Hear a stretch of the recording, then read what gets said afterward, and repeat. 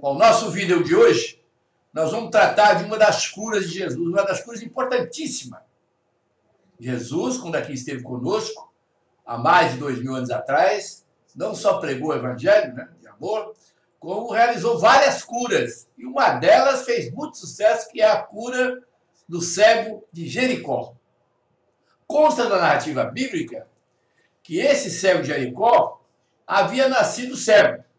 Nós temos cego que se torna cego depois de nascido, na mocidade, na madureza e até na velhice.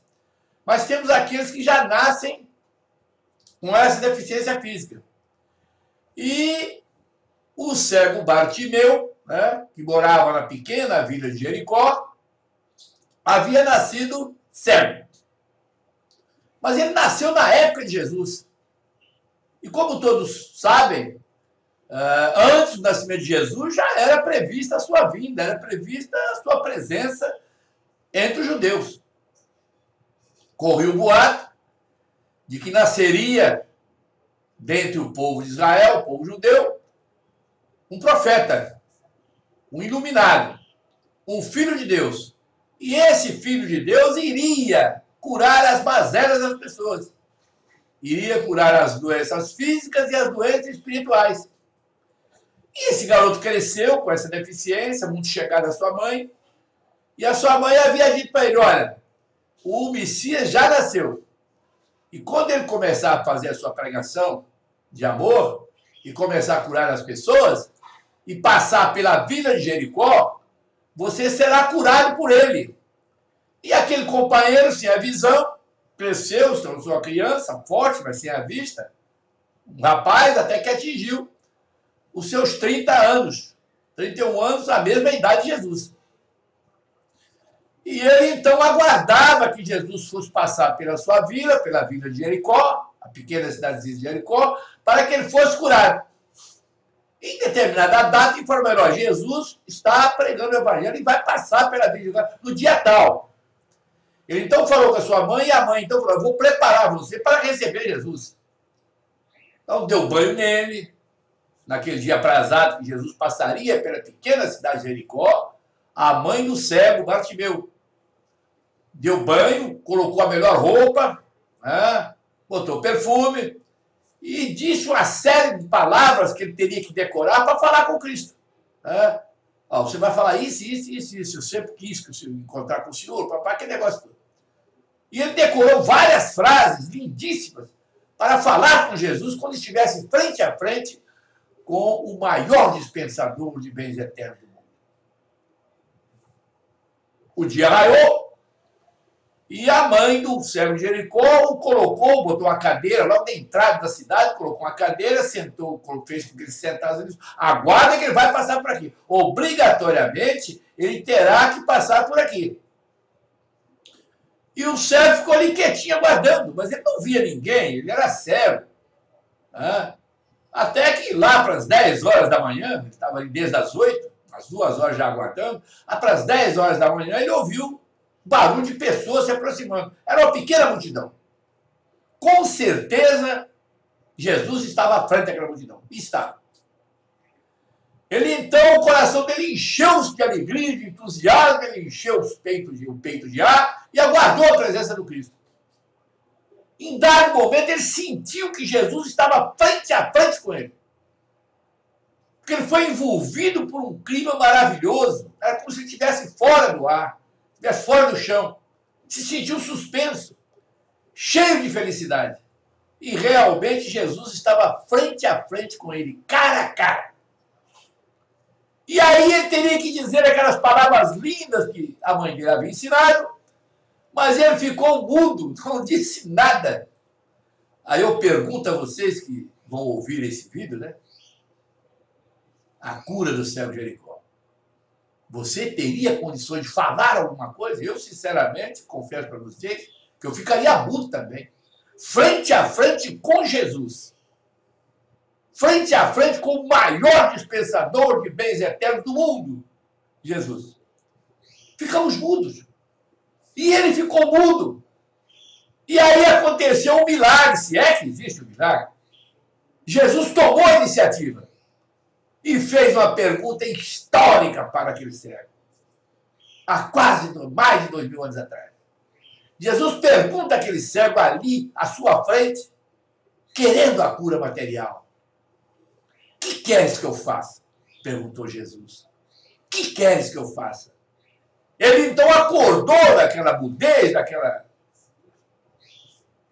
empatia que ele estava ali, sem falar nada, e disse, Senhor, que eu veja. Ele então responde a Jesus. Jesus pergunta, o que queres que eu faça? E ele diz, que eu veja, Senhor. E Jesus então espera que seja feita a sua vontade. E ele então passou a ver. É interessante que Jesus cura aquele companheiro com uma pergunta. O que queres que eu faça? E ele, que eu veja. Então seja feita a sua vontade. Jesus usou a vontade daquele companheiro para que ele fosse curado. E transportando essa passagem bíblica para os nossos dias atuais, em que estamos abarrotados de problemas. Estamos com a tristeza, com a melancolia, com a depressão. Estamos com as dores, com o sofrimento, com as aflições, com o desemprego, com a perda de entes queridos através do fenômeno morte, com o desequilíbrio dentro do nosso próprio lar, entre esposa e esposa, pai e filho, filho e pai, avós. Não temos ainda o equilíbrio dentro do próprio lar. Então, diante de toda essa problemática humana, diante de todas essas coisas inferiores da vida, elevamos o nosso pensamento a Jesus. E como aconteceu há 2000 anos atrás, ele faz a mesma pergunta a cada um de nós, no fundo do nosso coração: o que queres que eu faça? Todas as vezes que estamos sofrendo, todas as vezes que estamos com dores, com aflições, Jesus diz no fundo da nossa alma: o que queres que eu faça? E podendo responder a Jesus, que eu veja, que eu possa abrir os meus olhos para as coisas espirituais.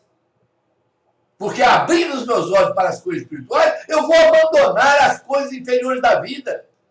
Eu vou abandonar as coisas materiais. Eu vou abandonar os bens temporários que passam de mão em mão e que não podemos levar para o outro lado da vida. Eu vou abandonar a maledicência, eu vou parar de falar mal dos outros. Eu vou abandonar o ciúme e dar liberdade para minha esposa, para o meu esposo. Permitir que as pessoas permaneçam livres para as suas atuações, para as suas ordenações humanas. Não vamos intervir na vida dos outros. Vamos abandonar o ódio, o rancor, o ressentimento, a raiva, a mentira, o despeito.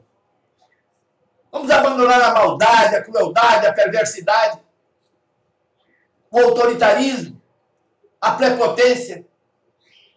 E aí sim, depois que abandonarmos todo esse lixo mental e passarmos a conviver bem com os outros, né, Jesus vai dizer para nós que seja feita a sua vontade, que seja curado. E aí estaremos curados dessas mazelas materiais. Mas se voltarmos a incidir no erro, essas mazelas materiais vão voltar. Chegam até nós novamente com muito mais intensidade, porque somos reincidentes. Voltamos a fazer as mesmas coisas que fazíamos antes. Aí fica peca, perdoa, peca, perdoa, peca, perdoa. Então precisamos dar um basta na nossa intemperança mental, no nosso modo agressivo de ser e de viver. A vida aqui na Terra é um eterno processo de escolhas. Escolhemos todos os dias e vive melhor quem aprende a escolher. Precisamos aumentar o índice de aproveitamento desse aprendizado. Escolhas erradas traz dor, sofrimento e aflição. Todas as vezes que fazemos escolhas erradas, nós nos candidatamos à dor, ao sofrimento e à aflição. E todas as vezes que fazemos escolhas certas, nós nos candidatamos à paz, à alegria e à felicidade. A paz, a alegria e a felicidade está com Jesus, com absoluta certeza. Precisamos entender isso. Precisamos estar com os nossos ouvidos atentos para quando ele perguntar: que queres que eu faça? E eu veja, Senhor. Me dê as diretrizes para que eu possa mudar a minha vida. Para que eu possa viver primeiro melhor com os meus familiares e depois na rua, no trabalho. Em todos os locais onde eu posso estar, eu seja uma pessoa pacata, uma pessoa serena, uma pessoa calma, uma pessoa ética, um cumpridor dos deveres. É isso que Jesus quer de nós. Se não mudarmos o nosso comportamento, não mudamos nada. Nada muda se você não mudar. Gostamos muito de mudar os outros, mas não gostamos de nos mudar. Não gostamos de mudanças. Principalmente se as mudanças são internas. As mudanças internas requerem um esforço muito grande. As externas não, você tira a roupa, coloca, tira o óculos, coloca, tira o sapato, coloca outro. Trocamos de roupa, trocamos de sapato, trocamos de óculos, trocamos tudo. Mas trocar hábitos, trocar tendências, trocar pendores não é uma coisa fácil. Requer um esforço muito grande, um esforço hercúleo, a fim de que possamos caminhar na direção de Jesus, na direção de Deus.